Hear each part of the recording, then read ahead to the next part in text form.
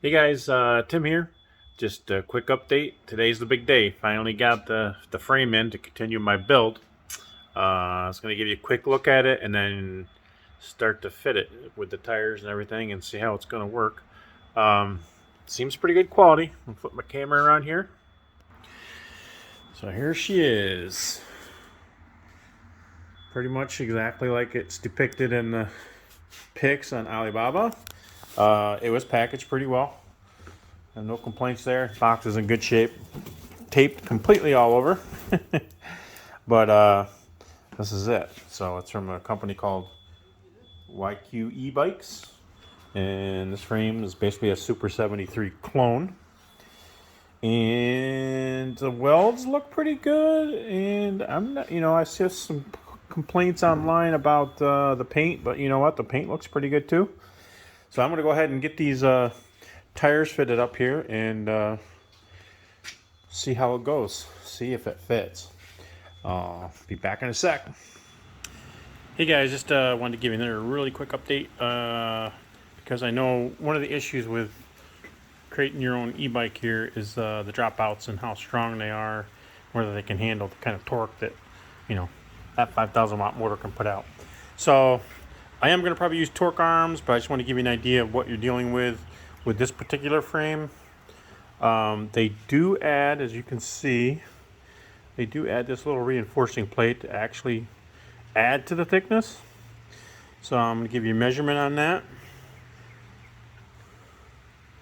You're looking at just under or just over 11.5 millimeters thick, probably, on the plate.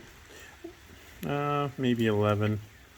Depends on where you put it. Obviously the welds aren't perfect, but 10.5 anyway. I'd say 10.5 millimeters is a safe bet, which is pretty good. It's obviously a lot better than a normal pedal bike, but it is aluminum, so I'm definitely gonna use a torque arm of some type, at least one on the non-wired side over here. And I'm not going to be using this probably, since this is the kickstand, I believe. So I'm probably going to create my own torque arm that mounts on the outside of here and has a torque arm that goes all the way up to here, and I can just bolt it right to that. This looks like it'll be a good spot for it. See how that works out, but I'll be adding that in the future. That's one of the issues that I'm facing with is, making sure the torque doesn't create a problem in these dropouts. The other big issue I'm going to be dealing with is obviously the battery. I'm going to be custom building one, do a whole video on that, but I got another battery coming that will kind of let me get things tested. I don't think it'll actually fit in there, too big, but we'll see. That'll be the biggest challenge, getting all the battery and the controller. I think I have some ideas of what I'm going to do, but that'll be future updates. Anyway, I'm going to get the rear tire on here. It does fit. I did preliminary fit it. The dropouts are just a slight bit too narrow, maybe, so the axle kind of doesn't slide in as nice as I like. Obviously, you want it tight to let it not spin, but I'm having trouble getting the one side in, so I think I'm going to take a file and just file it down just a hair in each one so it slides in nice. Get that situated, and then go ahead and get the front fork on. I think I may run into a problem with the front fork because I think the one I got is too long. So that may be an issue. We'll see.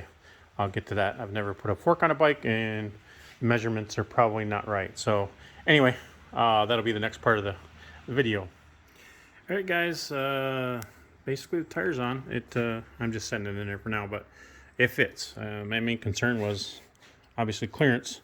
This is a 20-inch by 5-inch Grizzly V tire, and I was concerned about it clearing everything, but yeah, that's not going to be an issue. You got a good 1.5 inches here on the front, and obviously the 190. This is supposed to be a 190 millimeter dropout, but I just measured it, and it's about 195.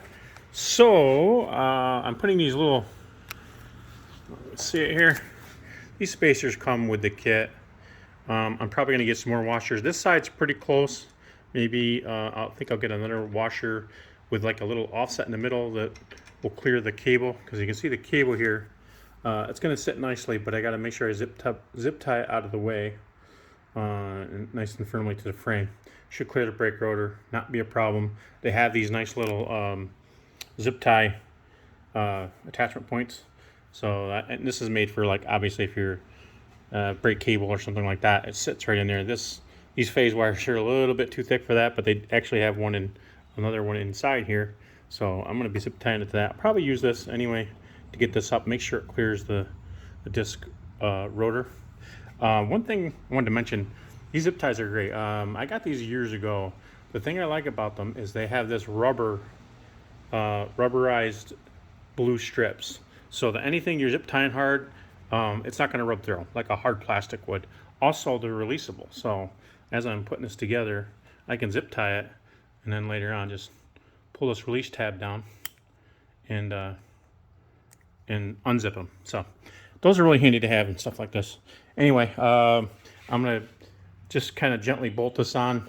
It looks like the torque washers are gonna fit okay. I'm just I think I'm gonna bend the tabs in more so they actually go into the slot so they can't rotate, which is the whole point the way it is now. With the extra thick plate they have here, this could still rotate out. So I'm just going to put it in my vise, I think, and maybe use a hammer and just kind of bend these tabs down so they're closer to 90 degrees and sit in that tab nice. And that should take care of the rear tire for now. Like I said, I am going to build or get, I'm going to have to do it myself, but I'm going to get a torque arm of some type, at least on this side, at least on the wire side. So I think what I'm going to do is have a 1/4 inch steel plate with a cutout for this 16 by 10 mil axle with an arm that comes up here to the to this plate that's designed for the kickstand. But I don't like the kickstand here, especially because this bike is going to be so heavy with that battery in the middle. I'll want a kickstand that somehow mounts in here if I have one at all. Somehow, not on camera there. Somehow mounts in there for a kickstand, because if you just put it on the rear, it's going to tend to flop over from the way in the front. So anyway, that's a future thing. I'm going to go ahead and try to fit the front fork and see if I can get it close to level. I think the fork extension tubes are going to stick up way too high. I mean, these are adjustable, the bottom and the top bracket. Obviously, I can adjust it to fit the bike so it'll sit level, but I think these may stick up too far. I don't know if that's really going to be an issue. We'll see. I'll get it on there and take a look. One more quickie before I put the front fork on. I did bend these torque washers 90 degrees. As you can see, we do have some engagement in the slot with this one, but on this side, nothing. Really, it's kind of not quite in the slot. So it's not a big deal, because this side, I'm probably going to take it off completely when I put the torque arm on this side. So it won't be a big deal, and maybe I'll even be able to design the torque arm to have a bend over tab to hit that slot too, as well as the full D shape for the axle itself. And that'll give me a little more depth, because I'm going to be probably want to use 1/4 inch plate or so. And this is, I got over a 1/4 inch here, but the threads maybe 3/16. So I will probably, let me see that.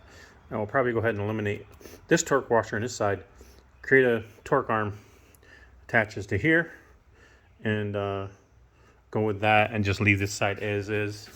This should be good enough. Maybe make another washer that has a little more depth to the tab so it engages fully in the slot. I was wrong about the spacers here. Once you tighten this up, there is no more space in there. This is not the flat part of the axle. So this washer is fine as is. Just wanted to clarify that. I'm going to go ahead and get this turn it upside down, or right side up I should say, and get the fork mounted and see how it goes. I got the bearing in for the bottom with the race and everything. So the race is on the fork. As you can see, I already slid that on there. Make sure you have the right size race.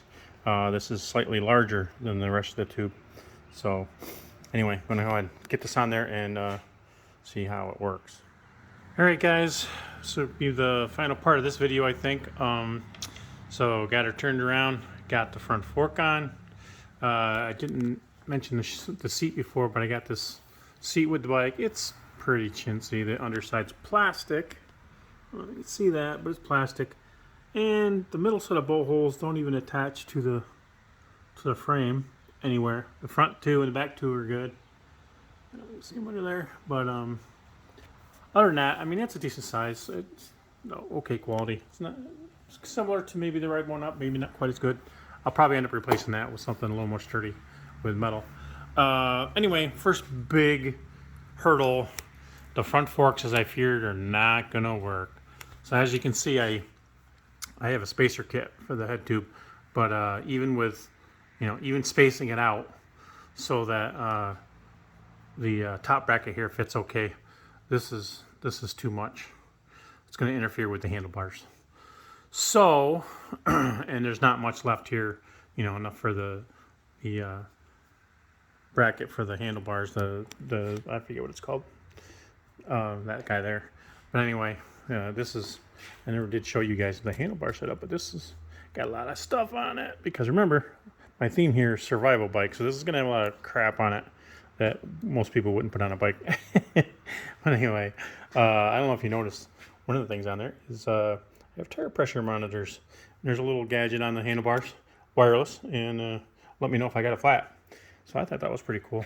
Seems to work pretty well. I've had it mirrored up and powered on just to see if it worked. But anyway, I really like how it's looking. I think it's going to be pretty badass when it's done. So yeah, and I'm kind of bummed because I love these forks. They're a 5-inch wide fork.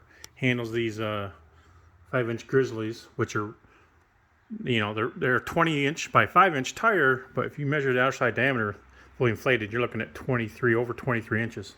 So they're a big tire. They clear these forks fine. And these forks, I like them because they're beefy. Most of them have webbing in here to reduce weight, I guess. With this bike, my theme is not reducing weight. I want this thing to be as strong as possible. Weight is a last concern of mine. I want it to be strong, dependable, and give me good range. So anyway, that'll be it for today. And hopefully the next update, I'm going to have to order another fork, I think. And that's going to take a while. I know this one took, I think, 3 or 4 weeks. But anyway, I got to do the battery, figure out what I'm going to do with the controller. The controller's big, and I think I'm actually going to put the controller up here. I'm going to 3D print a box, to make it look nice and integrate everything. I'll probably fab a metal box for the battery, which ultimately the one I build is going to be something like this shape, so that it'll fit in there like so. But that'll be one that I'm making from cells from scratch, and that one may be a while. So like I said, I have another battery coming that'll let me get this thing up and testing. I don't think there's any way it's going to fit inside of this box, this frame, as it sits. So it may just be something temporary to get me further along in the build. Anyway, that's it for today. See you guys next video.